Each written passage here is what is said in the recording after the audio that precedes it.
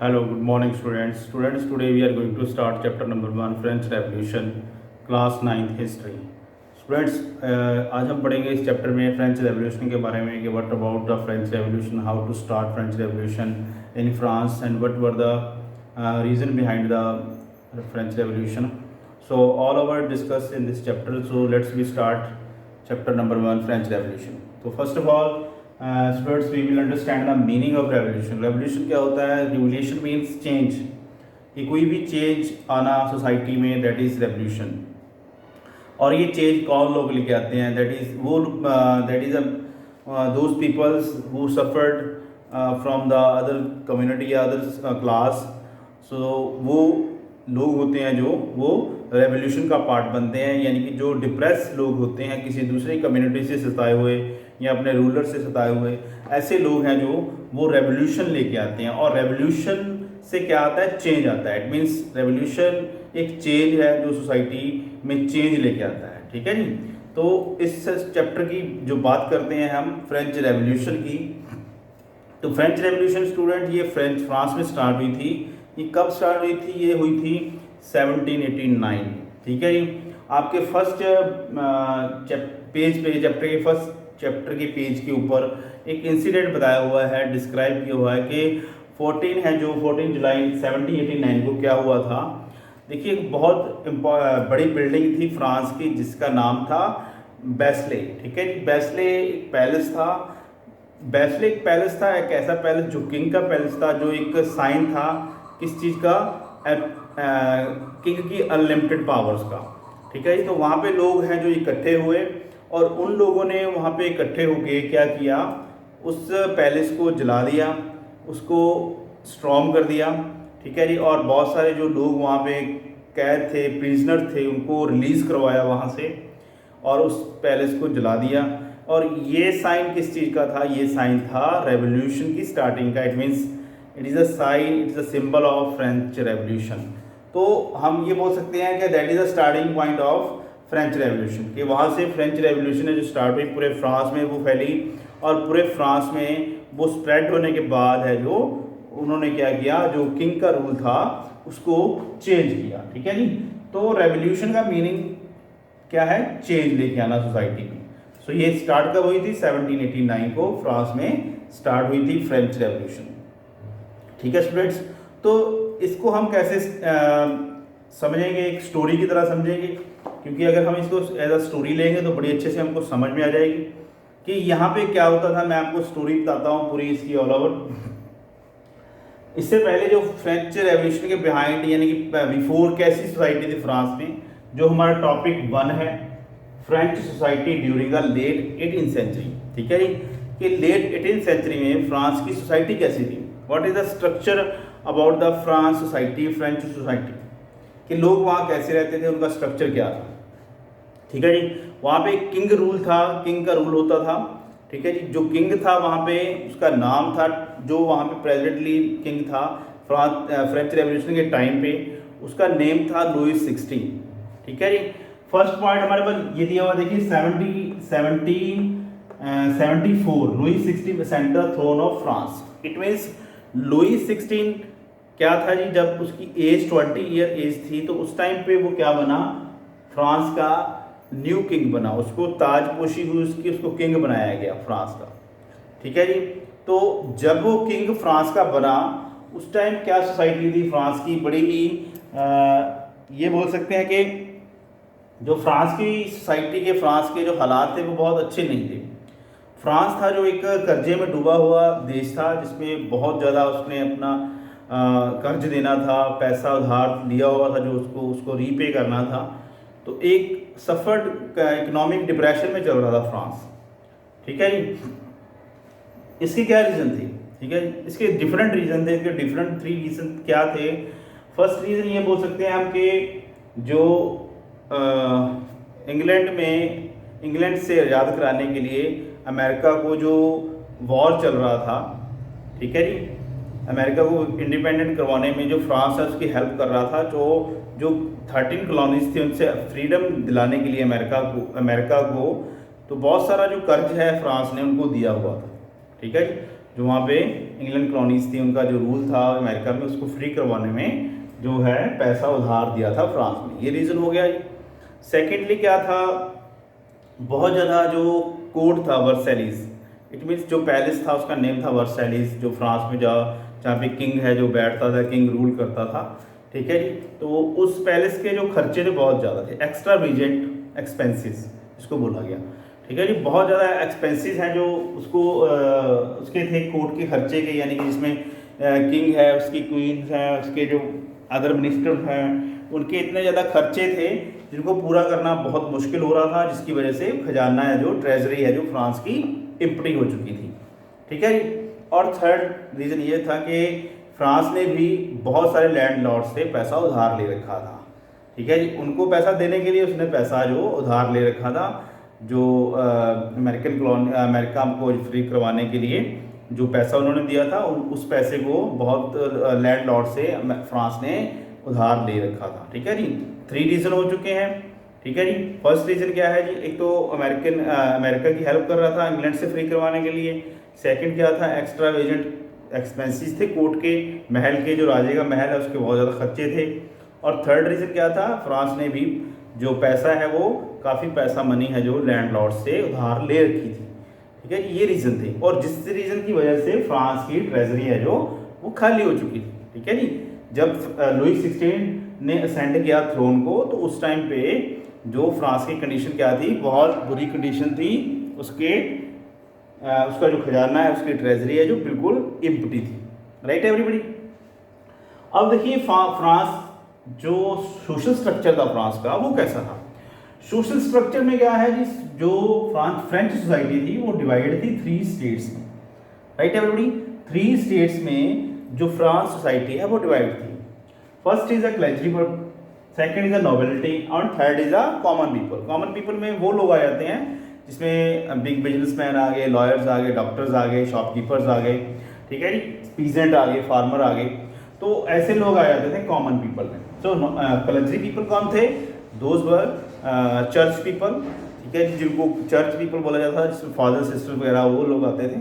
वो उनकी क्लास थी जो फर्स्ट क्लास थी, ठीक है जी, अपर क्लास। सेकंड में नोबेलिटी, इट मीन्स जहाँ पे किंग मिनिस्टर्स हैं, जो वो कम्युनिटी है जो सेकंड स्टेट में आती थी। और थर्ड स्टेट में कॉमन पीपल आते थे, ठीक है जी। अब यहाँ पे क्वेश्चन क्या होता है जी, जब मैंने आपको बताया कि ट्रेजरी इम्पटी हो गई, तो ट्रेजरी इम्पटी होने की वजह से तो फ्रांस ने, किंग ने क्या सोचा कि हमने टैक्सेस हैं जो इंक्रीज करने हैं। अब यहाँ पे क्या था, टैक्सेस कौन कौन सी स्टेट है जो पे करती थी। टैक्स सिर्फ थर्ड स्टेट है जो वो पे करती थी, ठीक है जी। ये टैक्स पेड करती थी, ये कोई टैक्स नहीं पे करती थी, इनको कोई टैक्स नहीं था, ठीक है जी, नो पेड, ठीक है, एनी टैक्सेस। ये कोई भी टैक्स है, ये कम्युनिटी है जो कोई भी टैक्स पे नहीं करती थी। Only third state people paid the all taxes, ठीक है जी। जितने भी टैक्सेस थे वो ये थर्ड स्टेट के पीपल हैं जो वो पे करते थे, ठीक है जी। अब इसी वजह से क्या हो चुका था, जो बर्डन है वो थर्ड स्टेट के ऊपर काफ़ी ज़्यादा आ चुका था, ठीक है जी। अब उसके अलावा क्या था जी, जो मेनली इनकी पॉपुलेशन कितनी थी, इनकी पॉपुलेशन सिर्फ 60% थी, 40% थी फर्स्ट एंड सेकंड स्टेट की, और 60% पॉपुलेशन किसकी थी, कॉमन पीपल की, यानी कि थर्ड स्टेट्स, ठीक है जी। और लैंड है, जो लैंड है, ज़्यादा लैंड किसके पास था, 90% land first and second state के पास था, ओनली 10% लैंड है जो थर्ड स्टेट के पास था। इट मीन्स यहाँ से हमें क्या कंक्लूजन निकलता है हमारा, इस यहाँ से ये पता चलता है हमें कि ये जो थर्ड स्टेट है इसके पास है तो कुछ नहीं है, सिर्फ टैक्स इनको पे करना पड़ रहा है। ना तो इनको इनके पास लैंड है, ना ही इनके पास और सोर्सेज हैं पैसा इकट्ठा करने की, मनी इकट्ठी करने की। सिर्फ सेकंड और फर्स्ट एंड सेकंड स्टेट है जो वो पूरी तरह से फ्री है, किसी भी तरह का टैक्स उनको नहीं देना पड़ता, ठीक है जी। तो लैंड भी इनके पास ज़्यादा है, पावर भी इनके पास ज़्यादा है, बट इनके ऊपर कोई टैक्स नहीं है। और इनके पास लैंड भी कम है, इनके ऊपर कोई पावर भी नहीं है, कोई राइट भी नहीं है, तो इनको क्या करना पड़ता है, टैक्स है जो पे करना पड़ता है, किसको, स्टेट को, ठीक है जी। यहाँ पे 2 तरह के टैक्स उनसे लिए जाते थे, ठीक है जी। एक था टैले था, ठीक है जी, टेलीटैक्स एंड अदर इज दो तरह के टैक्स थे। एक चर्च है जो वो डायरेक्टली उनसे लेती थी, एक स्टेट है जो वो उनसे डायरेक्टली है जो टैक्स है जो वो लेती थी। ठीक है जी। सो इस वजह से इनको टैक्स पे करना पड़ता था, टेली एंड टिथ। ठीक है, एक टैक्स था टेले, एक था टिथ। दो तरह के टैक्स हैं जो वो थर्ड स्टेट को ही देने पड़ते थे। एक चर्च लेता था और एक गवर्नमेंट लेती थी, यानी कि नोबल क्लास जो गवर्नमेंट है चला रही है, स्टेट है जो वो लेती है, और एक चर्च लेती है। ठीक है जी। तो इस तरह से हम ये बोल सकते हैं कि यहाँ पे क्या हो रहा है जी, एक्सप्लॉयटेशन हो रहा है किसका, थर्ड स्टेट का। थर्ड स्टेट का बहुत अच्छी तरह से, यानी कि हम ये बोल सकते हैं कि पूरी तरह से एक्सप्लॉयटेशन हो रहा है, उनका शोषण हो रहा है, उनको तंग किया जा रहा है हर स्फीयर से।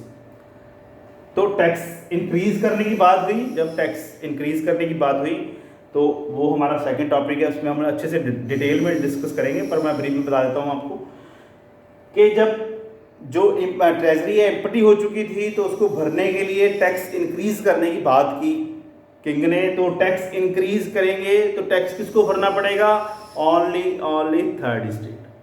फर्स्ट एंड सेकंड स्टेट तो कोई टैक्स दे ही नहीं रही, उनके पास तो कोई टैक्स है ही नहीं लेने के लिए। तो टैक्स कौन दे रहा है, ओनली थर्ड स्टेट। ठीक है एवरीबॉडी। तो यहां से आपको स्टोरी आई थिंक समझ में आ रही होगी कि स्टोरी है क्या, इसकी स्टोरी रियल स्टोरी है क्या है जी। ठीक है जी। फ्रांस में किंग लुई 16 1774 को राज्य की गद्दी पे बैठता है।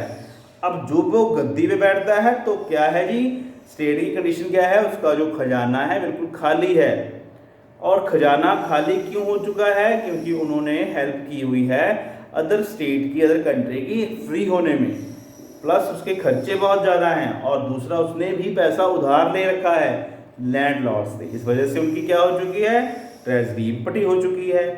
ठीक है। अब सोशल स्ट्रक्चर क्या है सोसाइटी का, फ्रेंच सोसाइटी का, तो society divided into the three section, three state.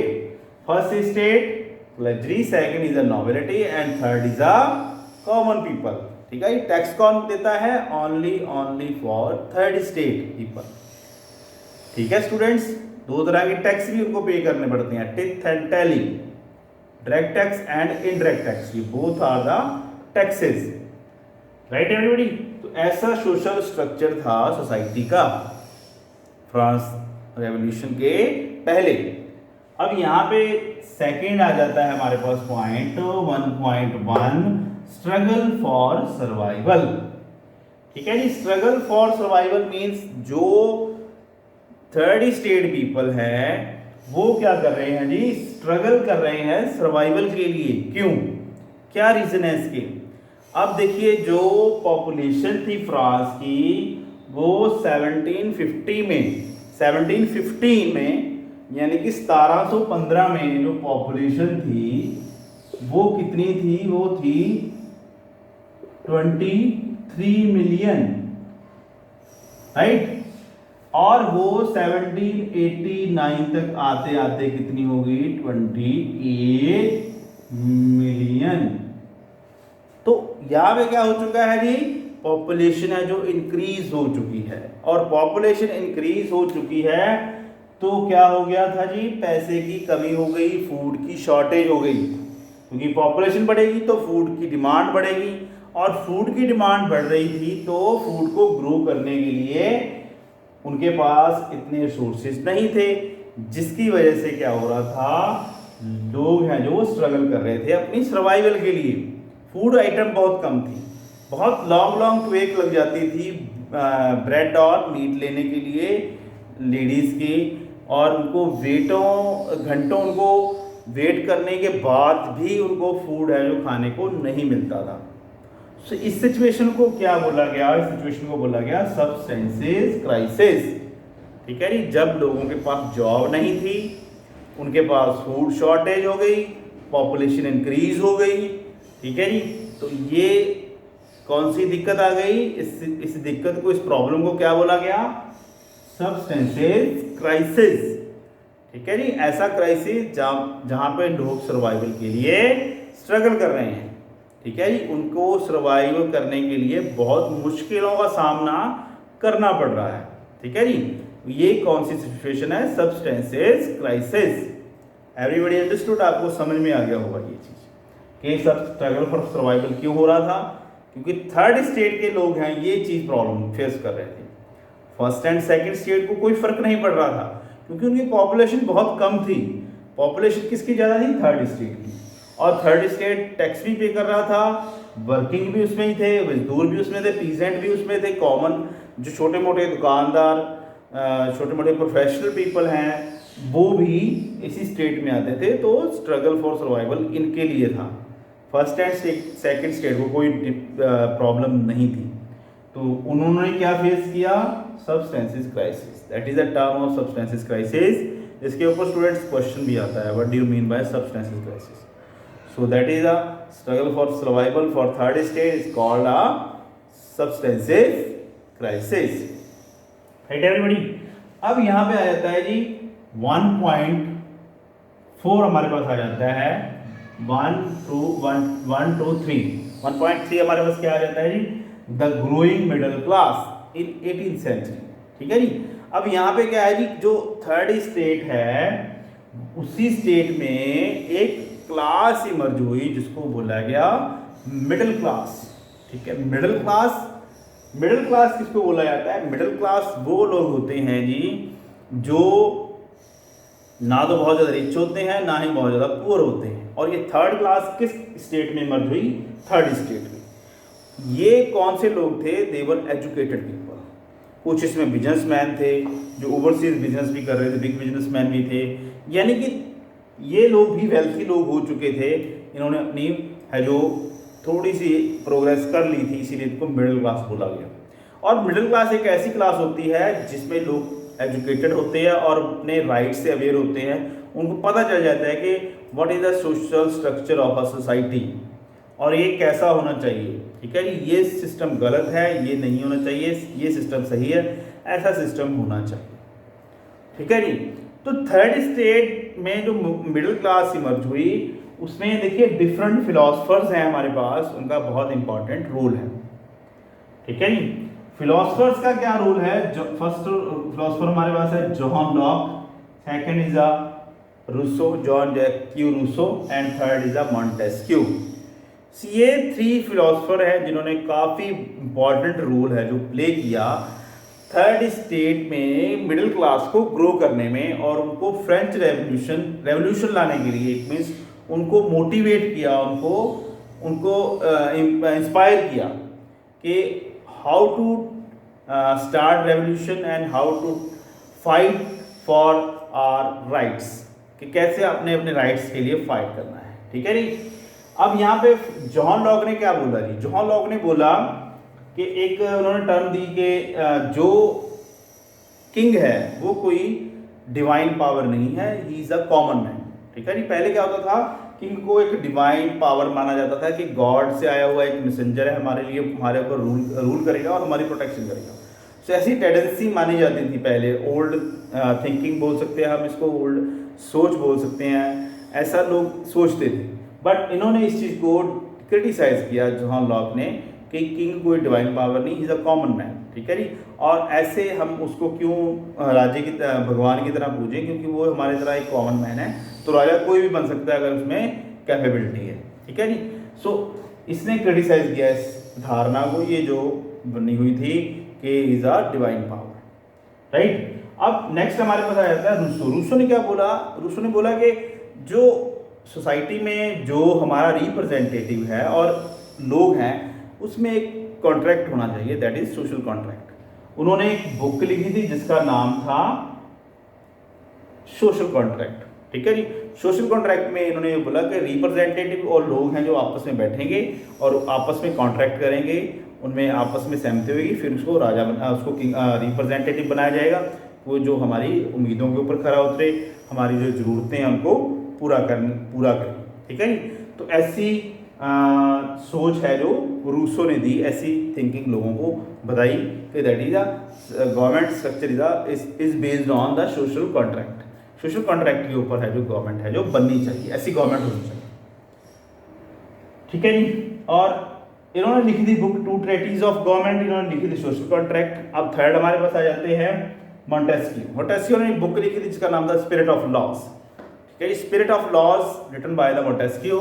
Montesquieu ने ये बुक में क्या दिया कि गवर्नमेंट डिवाइडेड इनटू 3 ऑर्गन्स, जैसे कि first is legislature, executive and third is judiciary.